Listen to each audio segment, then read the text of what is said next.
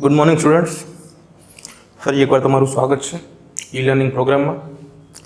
હવે લાસ્ટ લેક્ચરની અંદર આપણે ચેપ્ટર નંબર 1ની વાત કરી હતી. સજીવની વ્યાખ્યા વિશે આપણે જોયું હતું, વૃદ્ધિ વિશે જોયું હતું. એમાં આપણે સજીવના કેટલાક લક્ષણો જે છે એની માહિતી મેળવેલી હતી. તો સજીવના લક્ષણો કયા કયા હતા એની જો આપણે વાત કરીએ તો એની અંદર લક્ષણો કંઈક આપણે આવી રીતે લખેલા હતા. એક તો વૃદ્ધિ હતું, બીજું પ્રજનન હતું, ત્રીજા નંબર ઉપર વિકાસ, ચોથા નંબર ઉપર અનુકૂલન, પાંચમા નંબર ઉપર પર્યાવરણ સાથેની પ્રતિક્રિયા, છઠ્ઠા નંબર ઉપર લખેલું હતું એન્ટ્રોપીનું નિયંત્રણ, સાતમા નંબર ઉપર લખેલું હતું મૃત્યુ, આઠમા નંબર ઉપર વારસો સાચવવાની ક્રિયાઓ, નવમા નંબર ઉપર વાત કરેલી હતી સંગઠનના કેટલાક સ્તરો.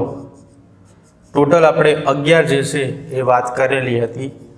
આના સિવાય સજીવોમાં જોવા મળતી ભિન્નતા અને ચયા પચય, બરાબર છે. રેન્ડમલી બધા અલગ અલગ ક્રમમાં લખેલા છે.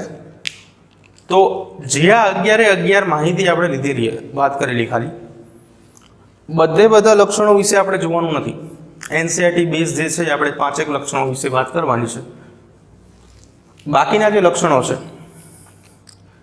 એ બધા આપણે નીટ બેઝમાં જોઈશું. જ્યારે નીટની આપણે તૈયારી કરશું એ સમય વાત આપણે કરશું નીટ લેક્ચરની અંદર. કાલે આપણે એક લક્ષણની અંદર વૃદ્ધિ વિશેની તમામ માહિતી મેળવેલી હતી કે સજીવમાં વૃદ્ધિ કેવી રીતે થાય છે, કઈ ક્રિયાથી વૃદ્ધિ થઈ શકે છે. આજે આપણે બીજા નંબર ઉપરની પ્રક્રિયા એટલે કે પ્રજનન જે છે એના વિશે વાત કરવાની છે. ઓકે, તો લક્ષણો તમે કાલે પણ લખેલા હતા, ન લખેલા હોય તો આજે લખી લેજો.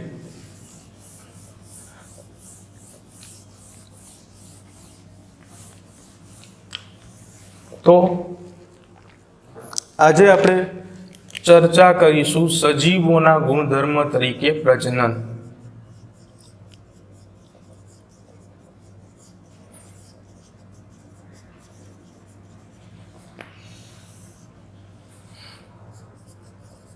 તો સૌથી પહેલા પ્રજનન, રિપ્રોડક્શન.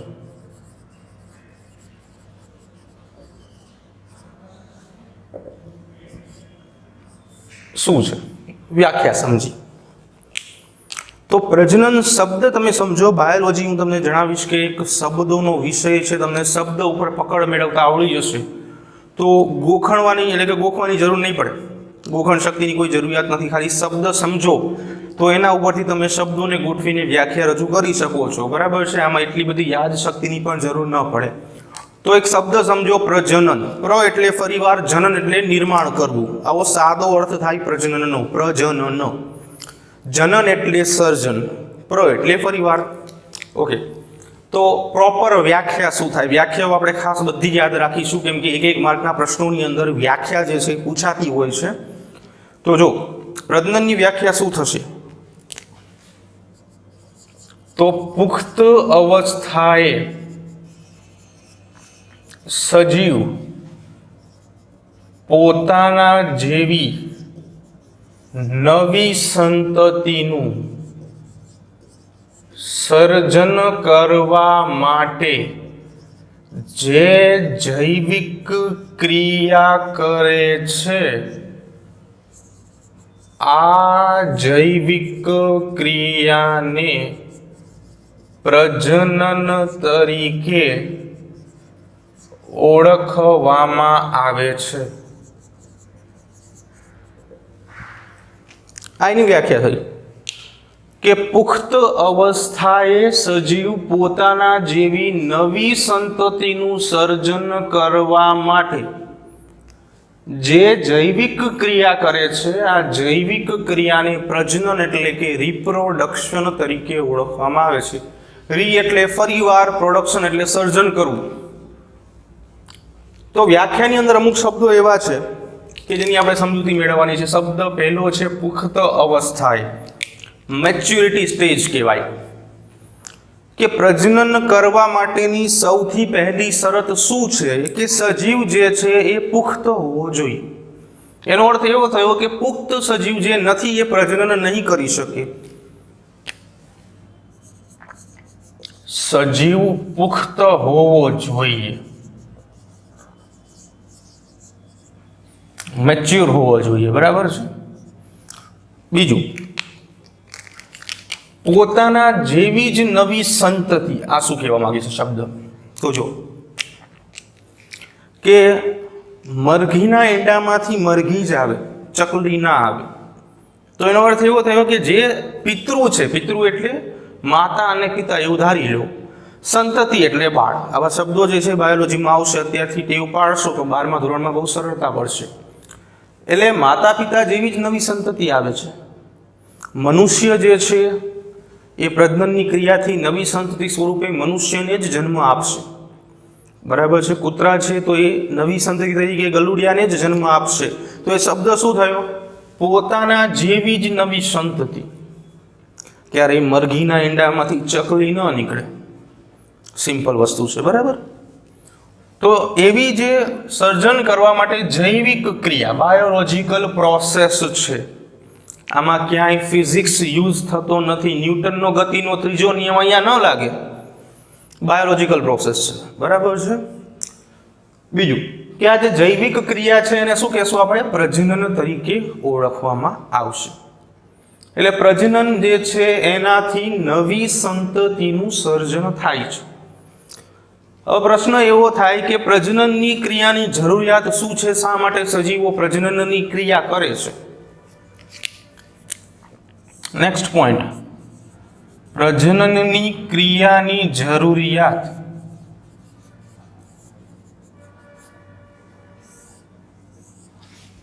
તો જો કે પેઢી દર પેઢી જીવ સાતત્ય જાળવી રાખવા માટે પ્રજનન જરૂરી છે. પેઢી દર પેઢી જીવ સાતત્ય જાળવી રાખવા પ્રજનનની ક્રિયા જરૂરી છે. બીજા નંબર ઉપર કે પ્રજનનની ક્રિયાથી વારસો સાચવી શકાય છે. પ્રજનનની ક્રિયાથી શું થાય? વારસો સાચવી શકાય. વારસાનો અર્થ એવો થાય કે પિતૃઓ જે છે પોતાની સંતતિ ઉત્પન્ન કરી શકે છે અને એમનો વારસો જે છે સચવાય છે.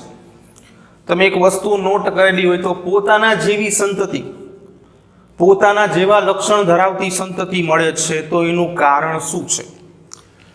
તો અહીંયા પોતાના જેવી જે સંતતિ મળે છે એના માટે જે લક્ષણો જવાબદાર છે, જે લક્ષણો ઉતરી આવે છે, એના માટે આનુવંશિક દ્રવ્ય જવાબદાર છે. કે જે આનુવંશિકતાની ક્રિયા દર્શાવશે. પિતૃઓના લક્ષણ બાળ પેઢીમાં ઉતરી આવવાની ક્રિયા આનુવંશિકતા તરીકે ઓળખાય છે, અને એના માટે જવાબદાર દ્રવ્ય આનુવંશિક દ્રવ્ય કહેવાય. તો આનુવંશિક દ્રવ્ય જે શું કરે છે? આનુવંશિકતાની ક્રિયા દર્શાવે છે.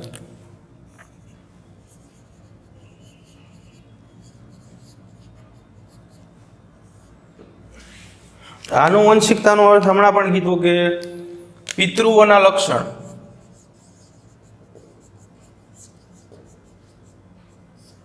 બાળ પેઢીમાં ઉતરી આવવાની ક્રિયા.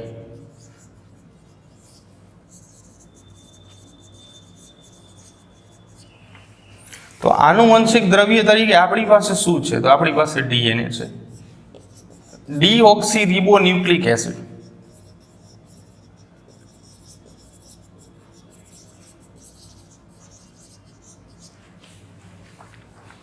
ખ્યાલ આવે છે? તો હવે આપણે વાત કરવાની છે પ્રજનનની પદ્ધતિઓ. તો જે પ્રજનનની પદ્ધતિઓ છે,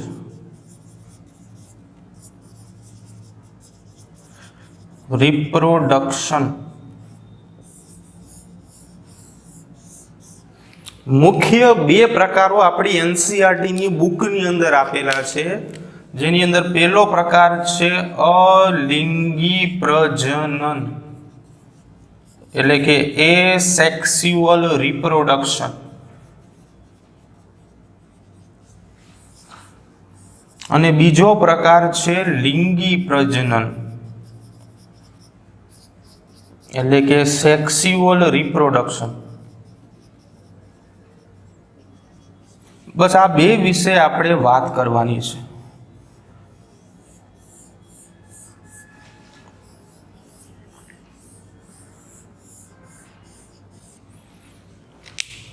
બે. ત્રીજો પ્રકાર છે સંજીવન શક્તિ, પણ માહિતી બહુ આપેલી નથી, એટલે જસ્ટ આપણે એક્ઝામ્પલ પૂરતું એને રાખીશું.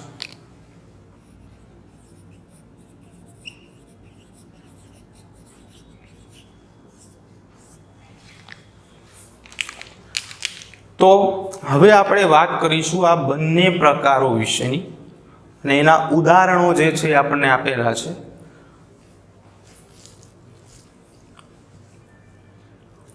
ચાલો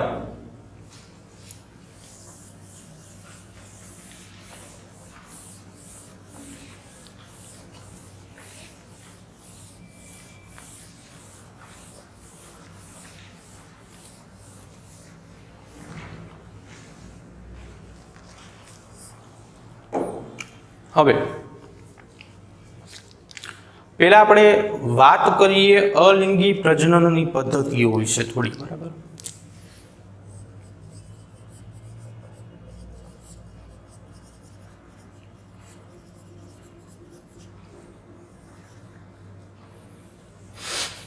બુકની અંદર બધું ભેગું આપેલું છે, આપણે થોડુંક અલગ કરીને સમજાવીએ છીએ, તમને યાદ જે છે એ બહુ ઇઝીલી રહી જાય.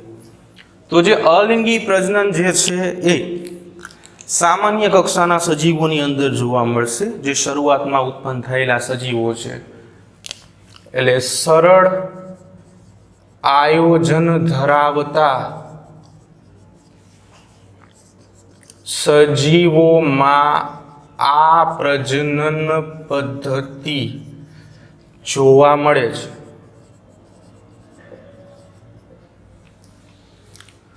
બીજું કે ખાસ કરીને એક કોષીય સજીવો,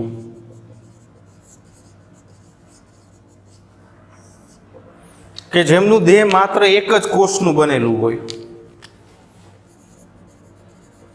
જેમનું દેહ એટલે કે શરીર માત્ર એક જ કોષનું બનેલ હોય, તેને એક કોષી સજીવો કહીએ છીએ. એની અંદર વધુ માત્રામાં અલિંગી પ્રજનનની પદ્ધતિઓ જોવા મળે છે. બીજું કે અલિંગી પ્રજનન પદ્ધતિઓ જે છે એમાં કોનો સમાવેશ થાય છે, તેની પ્રજનન પદ્ધતિઓની અંદર વાત કરીએ તો સૌથી પહેલા વાત કરીશું બીજાણુઓ દ્વારા અલિંગી પ્રજનન.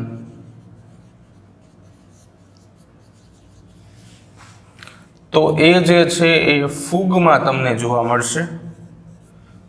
બીજા નંબર ઉપર વાત કરીએ તો કલિકા દ્વારા અલિંગી પ્રજનન. તો એ જે છે એ ઈસ્ટ નામની ફૂગ અને હાઇડ્રા, કે જેને ગુજરાતીમાં જળ વ્યાળ તરીકે ઓળખવામાં આવે છે, એની અંદર જોવા મળશે. ત્રીજા નંબર ઉપર પુનઃ સંયોજનની જો વાત કરીએ, પુનઃ નિર્માણ, રીજનરેશન, તો પુનઃ નિર્માણની ક્રિયા જે છે એ પ્લેનેરિયા અને સ્ટારફિશ એટલે કે તારા માછલીમાં જોવા મળશે. નંબર 4 ઉપર વાત કરીએ અવખંડન દ્વારા અલિંગી પ્રજનન જે છે એ ફૂગ, લીલ અને મોસ જેવી વનસ્પતિઓમાં જોવા મળશે. તો આવી 4 અલિંગી પ્રજનનની પદ્ધતિઓ જે છે આપણને બુકની અંદર આપેલી છે. સિક્વન્સ વાઇઝ લખી નાખીએ બધું. દ્વારા અલિંગી પ્રજનન, પ્લેનેરિયા અને હાઇડ્રા, કે જેને આપણે જળવ્યાળ તરીકે ઓળખશું. તો આ બધી અલિંગી પ્રજનનની પદ્ધતિઓ છે.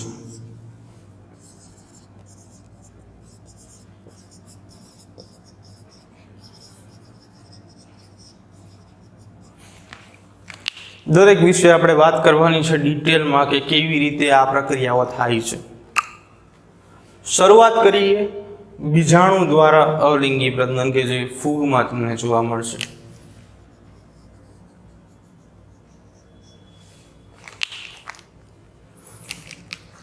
નંબર 1, બીજાણુઓ દ્વારા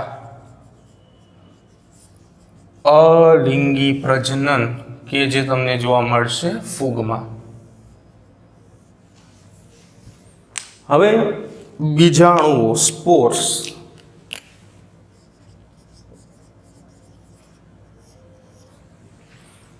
અલિંગી પ્રજનનની ક્રિયાનું પ્રતિનિધિત્વ કરે. આ બધા તો કેવી રીતે એમાંથી ફૂગનું સર્જન થાય? તો ફૂગના દેહના બધા ઘટકો હોય એમ, બરાબર. તો એને કવક તંતુ કહેવામાં આવે. તાતણા જેવા હોય. ફૂગને તમે માઇક્રોસ્કોપમાં જુઓ તો એકદમ તાતણા જેવી લાગે, તો એને કવક તંતુ તરીકે ઓળખવામાં આવે. હવે બીજાણુઓ જે છે એમાંથી કવક તંતુ બનશે. આ ક્રિયાથી અલિંગી પ્રજનન થશે. કેવી રીતે થાય જોઈએ કે ફોર એક્ઝામ્પલ કે ફૂગની અંદર આવી બીજાણુ ધાની હોય. ફૂગમાં આ બીજાણુ ધાની જે છે એ અસંખ્ય માત્રામાં બીજાણુઓ ધરાવે, જેને આપણે સ્પોર્સ કહીએ છીએ.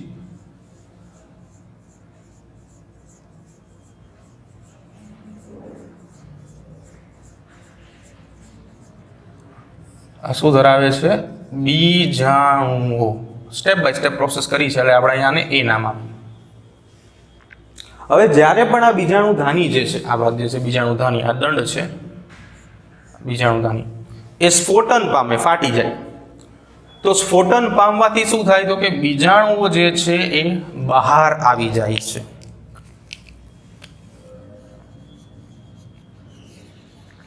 બીજાણુ ધાની સ્ફોટન પામવાથી એટલે ફાટી જવાથી બીજાણુઓ બહાર આવે છે.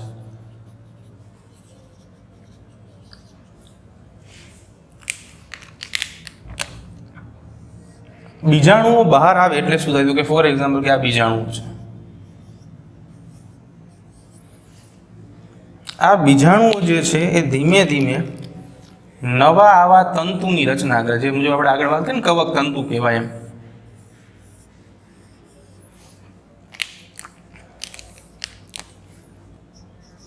બી નામ આપીએ, બરાબર છે. એટલે બીજાણુઓ દ્વારા નવા કવક તંતુઓનું સર્જન થાય છે.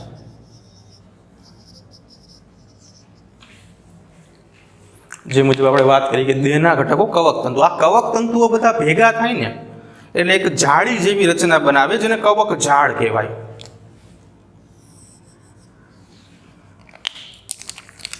એટલે આ એક કવક તંતુ, આ બીજો કવક તંતુ, આ ત્રીજો, આ ચોથો, આવી રીતે આમ જાળી જેવી રચના બનાવશે.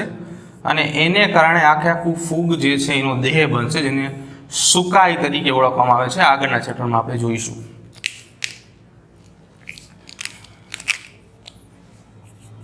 કવક તંતુઓ જોડાઈ જવાથી કવક જાળ નામની રચના બને છે, જે નવી ફૂગનું સર્જન કરે છે.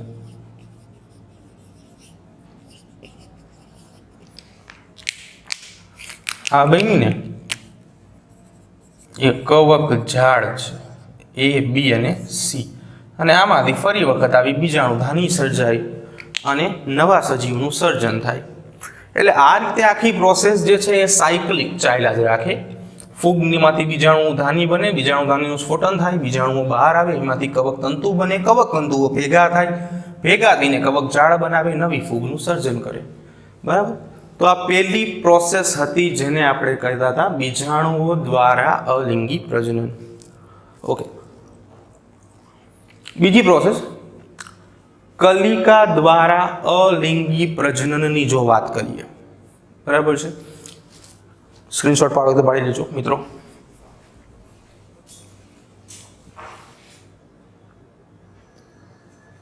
ઓકે, જો બીજી પ્રોસેસ હતી એની વાત કરીએ હવે,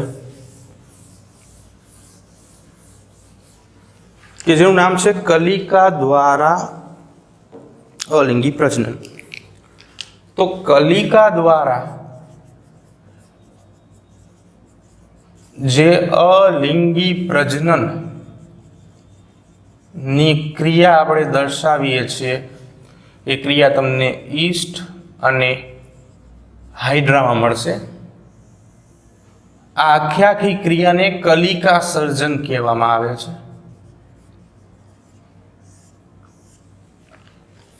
તો શું થાય છે કલિકા સર્જનમાં જોઈએ.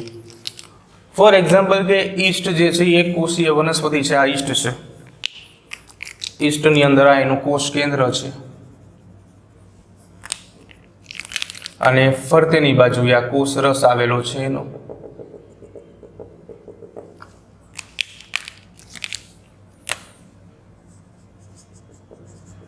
કોષ કેન્દ્ર, કોષ રસ. હવે શું થાય છે કે આ કોષ રસ દ્વારા આખી નવી કલિકા જેવી રચના સર્જાય છે. આમાંથી જુઓ આવી રીતે આમ. એટલે આ જે કોષ કેન્દ્ર હતું એ એમને એમ રહે છે, પણ કોષ રસના ભાગો જે છે એ ધીમે ધીમે શું થાય છે, આ બાજુ વિભાજિત થતા છે, પહોંચતા જાય છે. એટલે આ ભાગ જે છે એ સહેજ એવો બહાર આવી જાય છે. તો આ જે સહેજ એવો બહાર આવેલો ભાગ છે જેને કલિકા તરીકે ઓળખવામાં આવે છે, બળ કહેવાય. સમય જતાં જે કોષ કેન્દ્ર છે એ પણ વિભાજિત થઈને એકમાંથી બે થઈ જાય છે. આ કોષ કેન્દ્ર જે આપણે વાત કરેલી હતી એ વિભાજિત થઈ જાય છે, એકમાંથી બે થઈ જાય છે. એક કોષ કેન્દ્ર અહીંયા અને બીજું કોષ કેન્દ્ર અહીંયા રહી જાય છે. એટલે એને પરિણામે શું થાય તો કે બે ઈસ્ટ જે છે એ તમને જોવા મળે છે.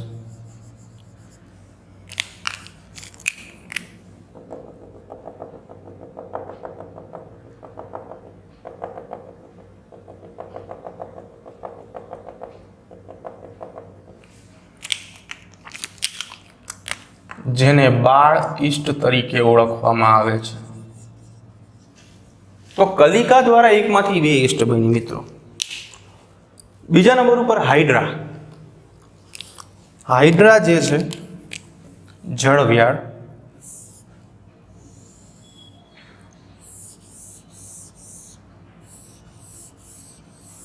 આવી રચના છે.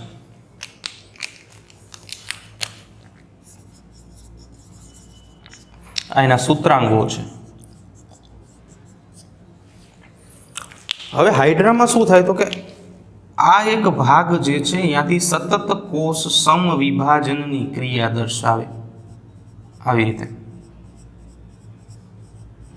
અને આખો કોષોનો સમૂહ બનાવતો જાય.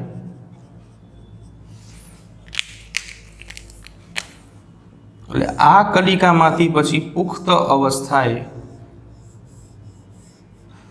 આવું બાળ હાઇડ્રા બને. પહેલા કલિકા સર્જાય, કલિકામાંથી બાળ હાઇડ્રા બને. આ બાળ હાઇડ્રા જે છે એ આ પિતૃ હાઇડ્રાથી દૂર થઈ જાય અને સ્વતંત્ર નવી સંતતિ જે છે એ સર્જે. તો આ વાત હતી કલિકા સર્જનની ક્રિયા દ્વારા અલિંગી પ્રજનન. બરાબર છે. નેક્સ્ટ વાત કરીએ આપણે પુનઃ સર્જન અથવા તો પુનઃ નિર્માણ. એના દ્વારા જો આપણે અલિંગી પ્રજનન કરાવવું હોય તો એની વાત કરીએ તો પુનઃ નિર્માણ દ્વારા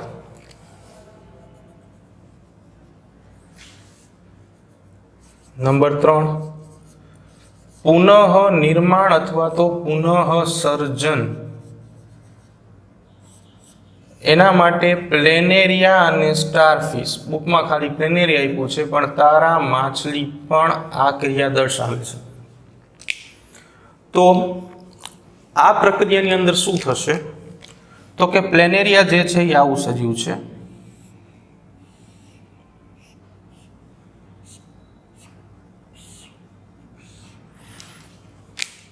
આ પ્લેનેરિયાના સૌથી પહેલા ટુકડા થઈ જાય. ફોર એક્ઝામ્પલ કે આ 1, આ 2,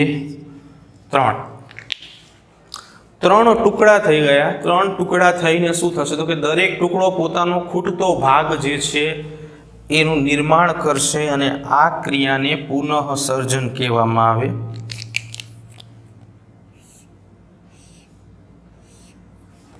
ફોર એક્ઝામ્પલ કે આ પહેલો ટુકડો જે છે એ આટલો આપણને જોવા મળેલો, બીજો ટુકડો જે છે એ આટલો જોવા મળેલો અને ત્રીજો ટુકડો જે છે એ તમને ખાલી આટલો જોવા મળેલો.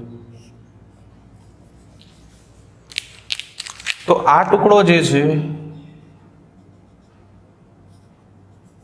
એમાંથી આ પહેલું બાળ પ્લેનેરિયા બનશે. આ બીજો ટુકડો જેટલો આટલો હતો એમાં જેટલો ભાગ છે એના સિવાયનો ભાગ આપણે જોડવાનો રહે.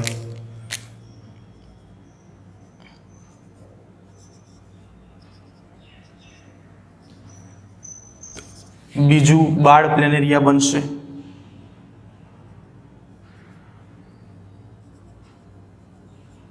આમાંથી ત્રીજું બાળ પ્લેનેરિયા બનશે. એટલે એકમાંથી 3 બાળ પ્લેનેરિયા બન્યા.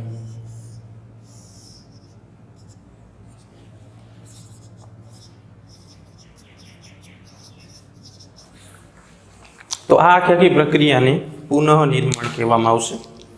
ચોથા નંબર ઉપર આપણે વાત કરીએ અવખંડન દ્વારા.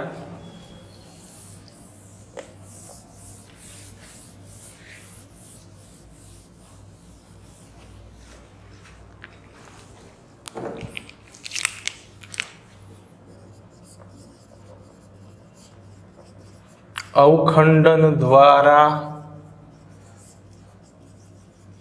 અલિંગી પ્રજનન. તો એની અંદર આપણે ફૂગ, લીલ અને વનસ્પતિ તરીકે મોસની વાત કરેલી હતી. તો આમાં આપણે એક લીલનું ઉદાહરણ લઈશું. ઉદાહરણ તરીકે તમારી પાસે કોઈ લીલનો ઘટક છે.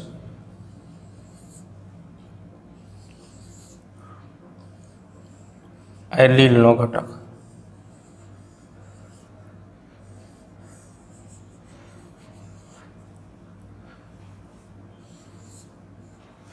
તો અવખંડનમાં પણ શું થાય તો કે આવા ટુકડા થઈ જશે. આ 1, આ 2 અને આ 3 કોઈ દબાણ સર્જાવાથી, યાંત્રિક દબાણ સર્જાવાથી ફૂગ જે છે લીલના ટુકડા થઈ જાય અને દરેક ટુકડો જે છે પોતાનો નવો ભાગ જે છે એ વિકસાવી નાખે છે.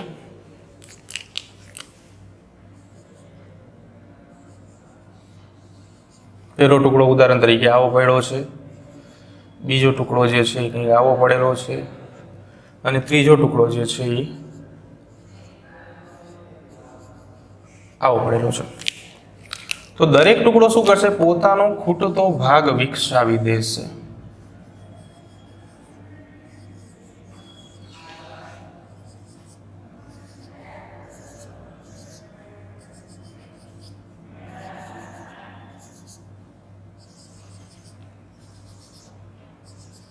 આવી રીતે.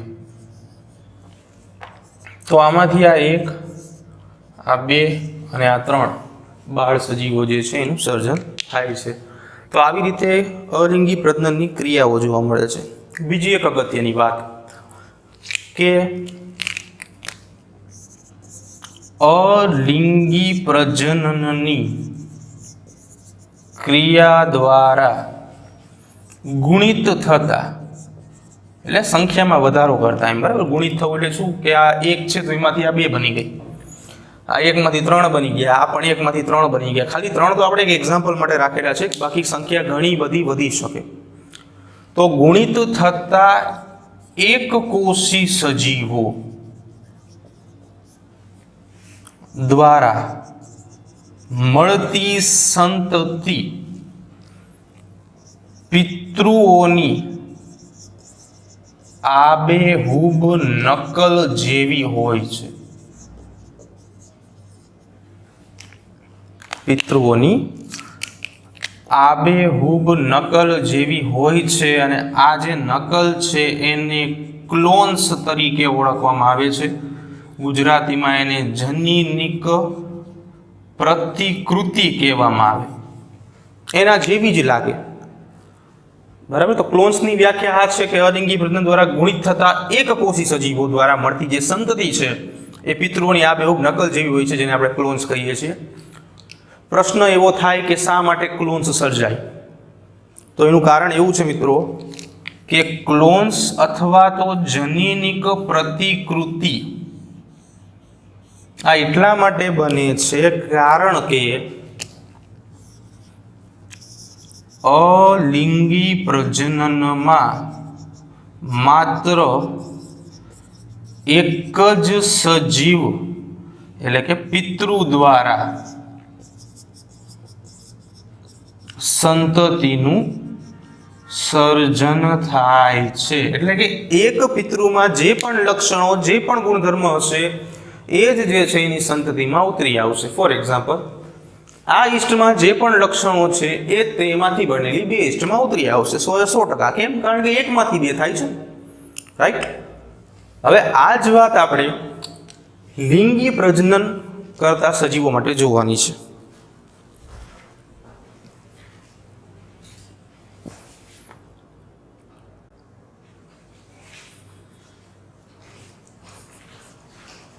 તો જે લિંગી પ્રજનન કરતા સજીવો છે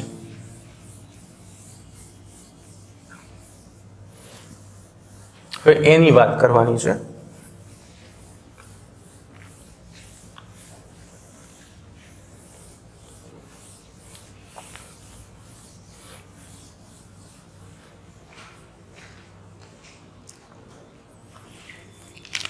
એટલે અલિંગી પ્રજનન આપણે આખું પૂરું કરી નાખ્યું.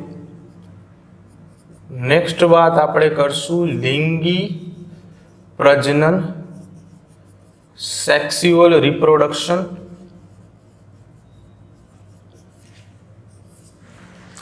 તો જે રીતે અલિંગી પ્રજનનમાં આપણને જનીનિક પ્રતિકૃતિ ક્લોન્સ મળેલા એવા લિંગી પ્રજનનમાં નહીં મળે. કેમ નહીં મળે? તો આની અંદર શું મળશે? તો કે પિતૃઓના થોડા ઘણા લક્ષણો ધરાવે છે.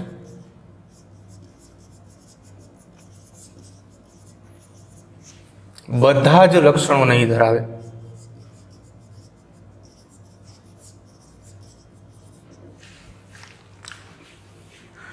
એટલે કે જે સંતતિ છે એ પિતૃથી થોડી ઘણે અંશે મળતી આવશે.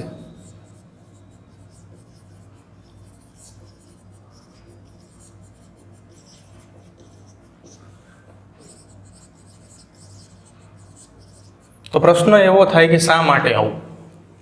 તો એનું કારણ એવું છે કે લિંગી પ્રજનનની અંદર બે પિતૃઓ ભેગા મળીને સંતતિનું સર્જન કરે છે મિત્રો.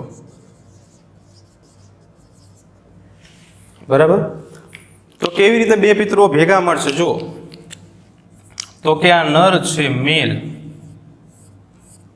અને સાથે સાથે આ માદા છે ફિમેલ. આ જે ચોકડી છે એ ગુણાકાર નથી. બરાબર. બંને ભેગા થાય છે એવું દર્શાવે છે. તો નર અને માદા બંને ભેગા મળીને શું કરશે?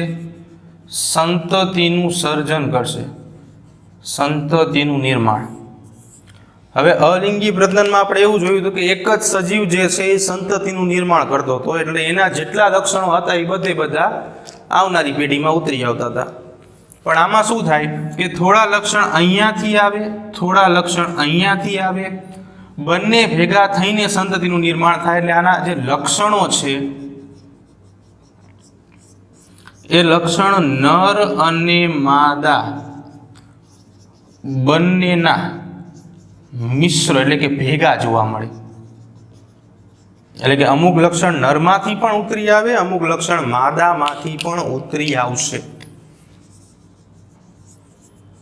અમુક લક્ષણો નરમાંથી ઉતરી આવે છે,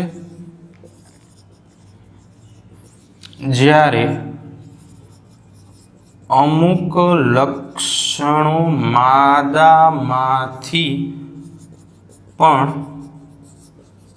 ઉતરી આવે છે.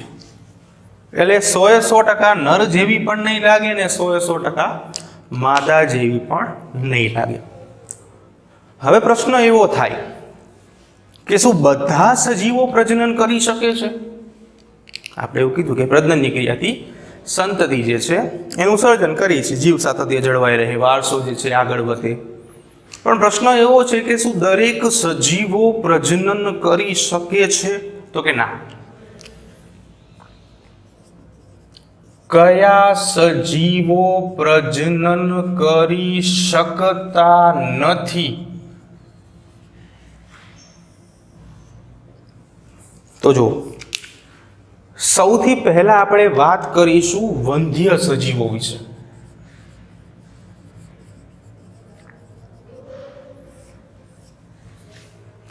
આ એવા સજીવો છે કે જેઓ પ્રજનન કરવાની ક્ષમતા ધરાવતા નથી. પ્રજનન કરવાની ક્ષમતા ધરાવતા ન હોય તેવા સજીવોને વંધ્ય સજીવો તરીકે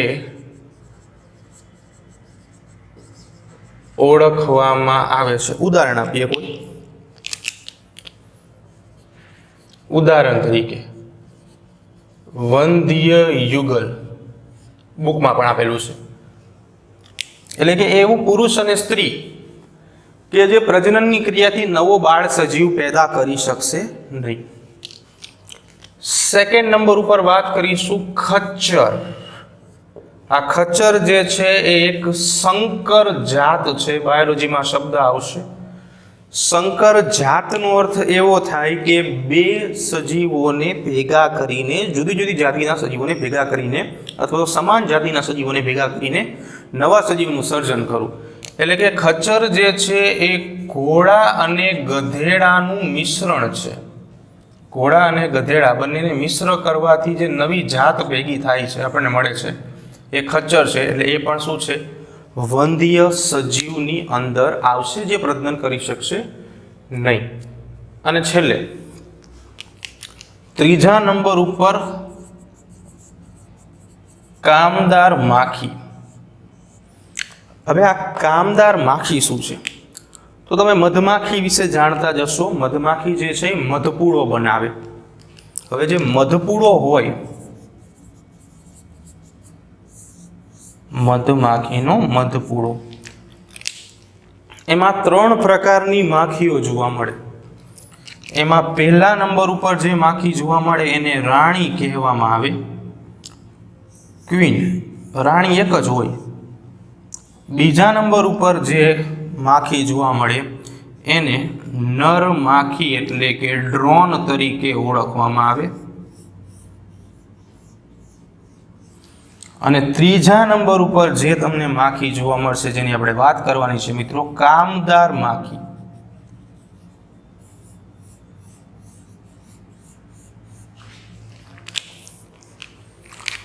રાણી જે છે એ ફલનની ક્રિયાથી ઘણા બધા ઈંડા મૂકે છે ને એમાંથી મધમાખીઓ જે છે એ મુક્ત થાય છે. ફલનની ઋતુએ ઘણા બધા ઈંડા મૂકે જેમાંથી નવી મધમાખીઓ સર્જાય છે. નર જે છે એનું એક જ કામ છે, રાણીને ફલિત કરે છે. એટલે પ્રજનનની ક્રિયાથી નવા અંડકનું નિર્માણ કરશે. કામદાર માખી જે છે એનું કામ એક જ છે કે જે દૂર જઈને ફૂલોનો રસ જે છે એકત્ર કરશે અને મધપૂડામાં ઠાલવશે. એટલે આ જે છે એ વંધ્ય માખી છે. એનું કામ જે છે એ ફૂલોના રસને એકત્ર કરવાનું છે. બરાબર. હવે પ્રશ્ન એવો થાય કે તો ભાઈ આ રાણી કેવી રીતે મળે? તો આ જે બધા અંડકો છે, આપણે કીધું ને ઈંડા મૂકે છે, આ બધા અંડકો જે હોય એની અંદરથી જે બાળ મધમાખી હોય એમાંથી સૌથી પહેલા જેને રોયલ જેલી મળે,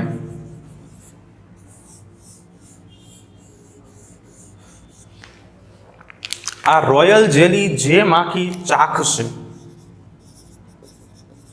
જે મધમાખી આ રોયલ જેલી ખોરાકમાં લેશે તે રાણી બને છે. રાઈટ. તો આ વાત હતી આપણી પ્રજનનની.